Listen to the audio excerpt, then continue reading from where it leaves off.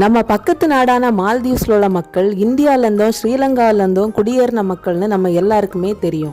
அதுல குறிப்பா கீரவாருன்னு ஒரு சமூக மக்கள் இருந்தாங்க. அவங்க தமிழ்நாட்டுல இருந்து இடம்பெயர்ந்து போனவங்க. இவங்க தான் முதல்ல மால்தீவ்ஸ்ல வந்து செட்டில் ஆனவங்கன்னு சொல்லப்படுது. இவங்களோட பழக்க வழக்கங்கள் மற்ற மால்தீவ்ஸ் மக்களோட ரொம்பவே வித்தியாசமா இருந்துச்சு. இவங்களோட சமூகத்துக்கு பெண் தான் தலைவரா இருப்பாங்க. அத மாதிரி இவங்க சமூகத்துல விவாகரத்துன்னு ஒன்னே கிடையாது. இவங்க மற்ற தீவுல உள்ள மக்களுக்கு கூட கலக்காதனால இவங்கள வந்து லோ காஸ்ட் பீப்புளா தான் வச்சிருந்தாங்க மால்தீவ்ஸ்ல. மால்தீவ்ஸ் ஆண்ட சுல்தான்ஸ் இந்த சமூகத்தினருக்கு மட்டும் ஸ்பெஷல் பெர்மிஷன் எல்லாத்துக்குமே கொடுத்ததாக சொல்லப்படுது. அதனால மற்ற மால்தீவியன் மக்களுக்கு இவங்களை பிடிக்காமலே போயிட்டு இவங்களை எப்பவுமே கிண்டல் பண்றது, இவங்களை ஓரம் கட்டுறதுன்னு வச்சிருந்தாங்க.